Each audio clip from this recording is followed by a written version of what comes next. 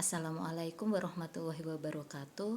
Selamat pagi, siang, atau mungkin malam Bapak Ibu calon peserta CPNS tahun 2021 ini.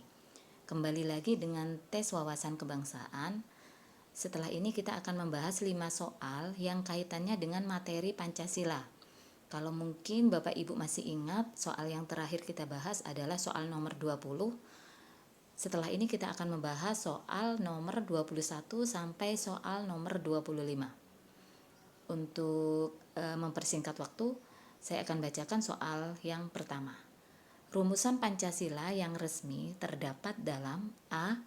Pembukaan Undang-Undang Dasar 1945, B. Dokumen Negara, C. Piagam Jakarta, D. Pidato Soekarno, dan E. Ikrar Sumpah Pemuda. Jawaban yang benar adalah A. Pembukaan Undang-Undang Dasar 1945. Di sini saya akan memberikan pembahasan singkat tentang soal di atas. Jadi sejarah perumusan Pancasila sebagai dasar negara yang resmi diawali dari beberapa usulan tokoh yang dikemukakan dalam sidang Badan Penyelidik Usaha Persiapan Kemerdekaan Indonesia atau disingkat BPUPKI. Pada akhirnya rumusan Pancasila ditetapkan sebagai dasar negara secara resmi. Terdapat dalam pembukaan Undang-Undang Dasar 1945. Jadi, rumusan Pancasila yang resmi terdapat dalam pembukaan Undang-Undang Dasar 1945. Lanjut ke soal yang nomor 22. Tata cara mengucapkan Pancasila pada upacara-upacara resmi ditetapkan pada A. TAP MPR nomor 3 garing MPR garing 1980, B. TAP MPR nomor 2 garing MPR garing 1982, C. TAP MPR nomor 1 garing MPR garing 1983, D. TAP MPR nomor 2 garing MPR garing 1984, dan E. TAP MPR nomor 1 garing MPR garing 1985. Jawaban yang benar adalah C. Dalam pelaksanaan upacara-upacara resmi Pancasila selalu dibacakan. Adapun tata cara mengucapkan Pancasila pada upacara-upacara resmi ditetapkan pada TAP MPR nomor 1 garing MPR garing 1983.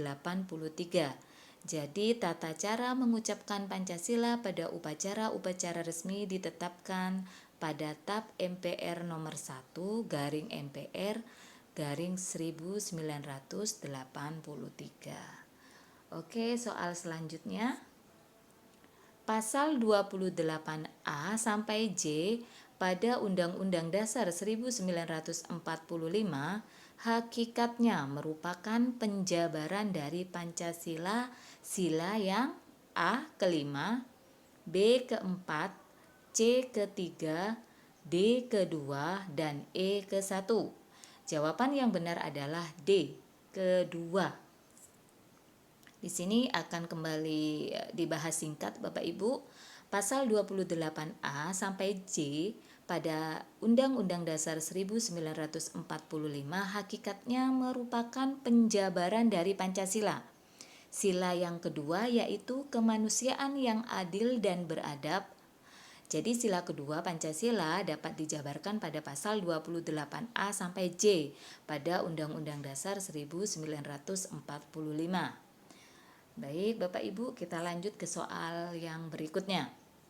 Sikap tidak saling membedakan warna kulit merupakan salah satu contoh dari pengamalan sila Pancasila pada sila A pertama, B kedua, C ketiga, D keempat, dan E kelima. Jawaban yang paling benar adalah B, sila kedua. Di sini akan kembali dibahas ya Bapak Ibu beberapa contoh pengamalan sila kedua Pancasila adapun sebagai berikut. 1. Tidak saling membedakan warna kulit. 2. Saling menghormati dengan bangsa lain. 3. Saling bekerja sama dengan bangsa lain. 4. Menjunjung tinggi nilai kemanusiaan. Jadi sikap tidak saling membedakan warna kulit merupakan salah satu contoh dari pengamalan sila Pancasila, khususnya pada sila kedua. Soal yang terakhir, keunggulan dan kelebihan prinsip ajaran Pancasila jika dibandingkan dengan ajaran lain adalah: A. Dapat menghimpun potensi bangsa dengan baik. B. Tidak terpengaruh sama sekali dengan dunia luar. C. Konsekuen dengan pelaksanaan politik luar negeri. D. Keberhasilan Indonesia dalam pembangunan. Dan E. Kewajiban terhadap lingkungan dirasakan lebih besar. Jawaban yang benar adalah A. Di sini juga kembali kita bahas keunggulan dan kelebihan prinsip ajaran Pancasila jika dibandingkan dengan ajaran lain adalah dapat menghimpun potensi bangsa dengan baik. Jadi salah satu keunggulan prinsip Pancasila adalah dapat menghimpun potensi bangsa.